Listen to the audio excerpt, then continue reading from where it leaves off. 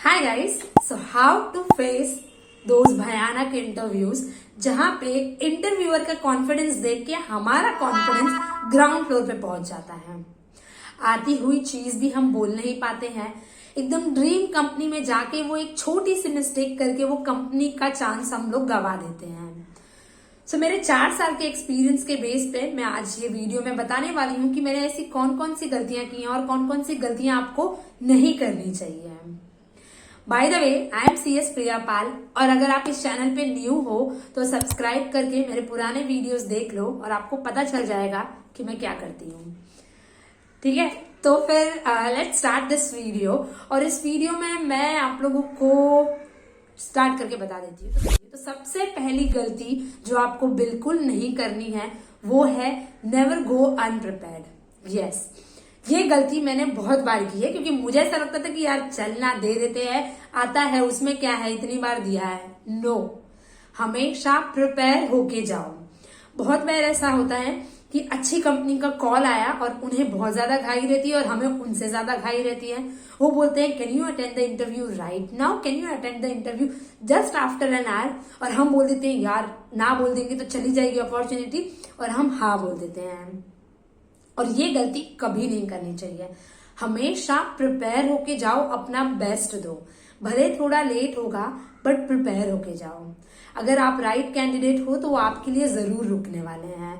तो प्रिपेयर होके जाओ, क्योंकि आप अनप्रिपेयर्ड होके जाओगे और अगर आपने वहां पे अच्छा परफॉर्म नहीं किया तो आपका एक बैड इंप्रेशन होगा और भले आप सिलेक्ट ना हो बट नेक्स्ट टाइम भी आपकी वो जो अपॉर्चुनिटी होगी वो चली जाएगी। तो ये गलती कभी मत करना। जिस चीज के लिए जा रहे हो उसके बारे में पढ़ो।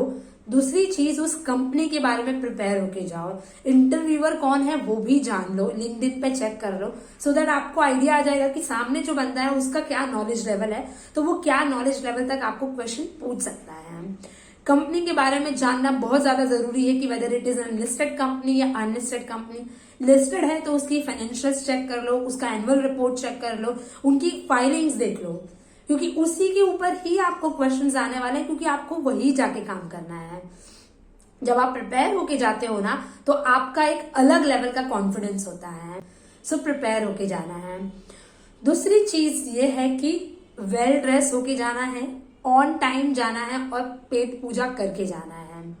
ये तीनों चीजें अगर किसी स्कॉलर पर्सन को पूछोगे तो बोलेंगे इररेलेवेंट है, बट ट्रस्ट मी बहुत बड़ा रोल प्ले करता है।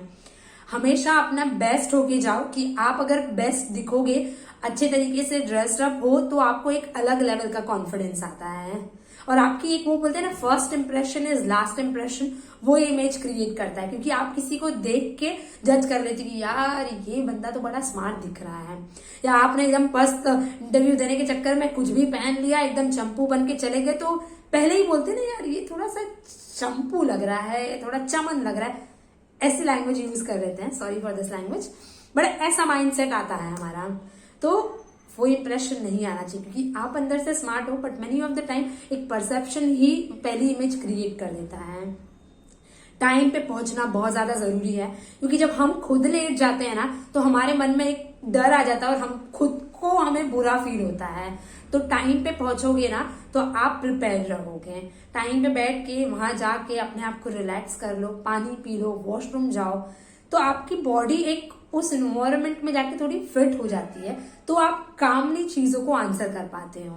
क्योंकि वहां पे ना 90% स्ट्रेस क्रिएट हो जाता है, नर्वसनेस हो जाता है, उसकी वजह से हम बुरी तरीके से परफॉर्म करते हैं। तो ये सारी चीजें हमें मेंटली पीछे से अंदर से ये चीजें प्रिपेयर करती हैं। और खा के जाना बहुत ज्यादा जरूरी है, क्योंकि वो बोलते हैं ना यार सभी चीजें हमारे पेट से होके जाती है। अगर आप एकदम फुल्ली हो, आपने अच्छे से खाया है, आपको भूख नहीं लगेगी, आपके पेट में गुड़गुड़ नहीं होगी और आप कोई टेक्निकल और क्रिटिकल आंसर सोच के आराम से दे सकते हो।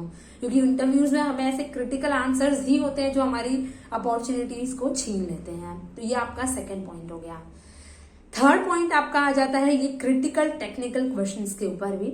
मेनी ऑफ द टाइम्स वो आपको जानबूझ के ऐसे क्वेश्चंस पूछते हैं, घुमा फिरा के पूछते हैं, ताकि आप उसको देखो कि आप कैसे आंसर कर पाते हो, वो देखने के लिए है। और आपको ऐसे क्रिटिकल क्वेश्चंस में ही थोड़ा टाइम लेना है। आपको थोड़ा रिलैक्स होना है। जब ऐसा लगे तो थोड़ा ग्लास उठाओ, पानी पियो और सोचो कि उन्होंने जो बोला है उसको सोचने का आपको टाइम मिल जाता है, क्योंकि जब आपको ऐसे क्वेश्चंस आते हैं तो तुरंत अंदर से कुछ अलग सी झंझनाहट हो जाती है, पसीने छूटने लग जाते हैं। तो पानी पीने से वो थोड़ा सा अंदर से जो इंसान है ना वो शांत हो जाता है। सोचो, बोलो, थोड़ा टाइम दो, जो भी चीजें पता है थोड़ा बोलो, नहीं पता है तो आपको सिंपली बोलना है कि sir I am not very sure about this and I will get back to you. इस तरीके से आपको आंसर करना है। मेनी ऑफ द टाइम आपकी चीजें राइट होती हैं, बट वो आपको दोबारा पूछते हैं ताकि आप कंफ्यूज हो जाओ और आप खुद के ऊपर सेल्फ डाउट करो। ये चेक करने के लिए कि आपको आती तो है बट आप कितने कॉन्फिडेंट हो। ऐसा मेरे साथ एक इंटरव्यूअर ने किया था, आई गेस कौन सी कंपनी थी,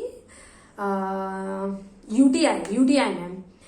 135 सेक्शन की उन्होंने मुझसे लिमिट पूछी थी और उन्होंने बोला था कि मुझे लगता है कि जो आपका लिमिट है ना नेट प्रॉफिट का वो 5 CR नहीं है, वो कुछ अलग है। मैंने बोला कि मुझे लगता है वो 10 है। मैंने बोला नहीं सर वो 5 है। तो बोलता है आर यू श्योर, प्लीज तुम चेक करो क्योंकि ये ऐसा है। तो मैंने बोला हंसते हुए कि no sir I am very much sure, but अगर आप कहते तो I will just check, but I am very much sure यही चीजें हैं। तो आप बोलो कि हाँ मैं आपकी बात मानूंगा, बट आपके फेस पे वो कॉन्फिडेंस हिलना नहीं चाहिए कि नहीं हाँ शायद मैं रॉन्ग हूं, वो आपको नहीं दिखाना है। और इसी से आपका चौथा पॉइंट आता है कि आपको आपका राइट एटीट्यूड रखना है। क्योंकि हम ना बहुत बार बड़ी कंपनी में जाते हैं तो अपने आप को छोटा समझ लेते हैं। ऐसा लगता है यार ये तो बहुत बड़ी कंपनी है, रिलायंस है, यहाँ तो एकदम हाई फंडू लोग होंगे, मुझे तो उतना आता नहीं है, मैं ऐसा हूं। नहीं, आपको आपके फेस पे ये शो नहीं करना है कि आपको ये जॉब की जरूरत है। कहीं ना कहीं अंदर हमारा मन एकदम उछल रहा है कि ये जॉब मुझे मिल जाए, पर हमको ये चीज शो नहीं करनी है। मुझे इस जॉब की उतनी ज्यादा जरूरत नहीं है। वो बोलते ना हमको वैसा चीज शो नहीं करना है कि भाई मुझे ये जॉब दे दो, प्लीज दे दो। नहीं, मेरे पास बहुत सारी जॉब है, मेरे पास बहुत सारे इंटरव्यूज हैं जो लाइन अप है, मैं वहां भी दे सकता हूँ। मैं यहाँ पे आई हूँ बस एक्सप्लोर करने के लिए। यहाँ पे अपॉर्चुनिटी मिलती है तो ठीक है, नहीं मिलती है तो भी ठीक है। ये एटीट्यूड आपको इंटरव्यूअर को दिखाना है। ओवर कॉन्फिडेंट नहीं होना है, बट अपने आप को इतना नीचा भी नहीं दिखाना होता है। और कॉन्फिडेंस से ही लास्ट पॉइंट आता है इंग्लिश। इंग्लिश का कितना रोल होता है एक इंटरव्यू में। सो इंग्लिश डेफिनेटली बहुत बड़ा रोल प्ले करता है, बट इसका मतलब ये नहीं कि अगर आपको इंग्लिश नहीं आ रही है तो आपके चांसेस कम हो गए या तो फिर आपका एक गलत इम्पैक्ट आएगा। क्योंकि इंटरव्यूअर आपका नॉलेज और आप क्या आंसर दे रहे हो उसको देखता है, ना कि आपकी इंग्लिश को देखता है। कंपनी में हम 24 घंटे इंग्लिश में बात नहीं करते हैं। What is important is your written English. पर अगर आपकी स्पोकन इंग्लिश उतनी स्ट्रांग नहीं है, जो सभी की नहीं होती है, मेरी भी नहीं है, बट आपको उसके ऊपर वर्क करना है। आप अपना आंसर इंग्लिश में स्टार्ट करो, बीच में आप हिंदी में कंफर्टेबल नहीं हो तो आप हिंदी में बोलना स्टार्ट कर दो, बट मेक श्योर कि आप इंग्लिश में ही उसको कंप्लीट करते हो।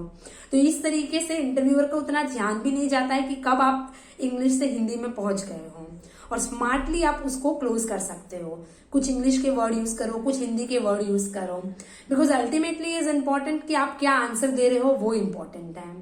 सो आपको नहीं आ रहा है तो उसकी वजह से आप रुक गए, वो मत करो, क्योंकि वो नोटिस होता है। आराम से बोलते बोलते इंग्लिश से आप हिंदी में पहुंच जाओ। अपने फेस पे उस चीज को शो मत करो, तो उन्हें भी नहीं पता चलता, क्योंकि वो हजारों इंटरव्यूज देते रहते हैं, लेते रहते हैं। उन्हें क्या पता चला, तुम जब रुकोगे, तुम जब शो करोगे तब उन्हें पता चलता है। तो act smartly. English is important, but English ही सारी चीजें नहीं है। आपकी रिटन इंग्लिश अच्छी होनी चाहिए, ऑफ कोर्स, वो क्योंकि आपको जॉब वर्क में आपकी पूरी रिपोर्टिंग इंग्लिश में ही होती है। So that is important.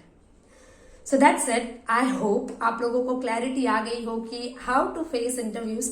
आप तभी इंटरव्यू फेस कर पाओगे जब आप इन 5 चीजों के ऊपर वर्क करोगे और इन 5 चीजों को ध्यान में रख के इंटरव्यू अटेंड करोगे।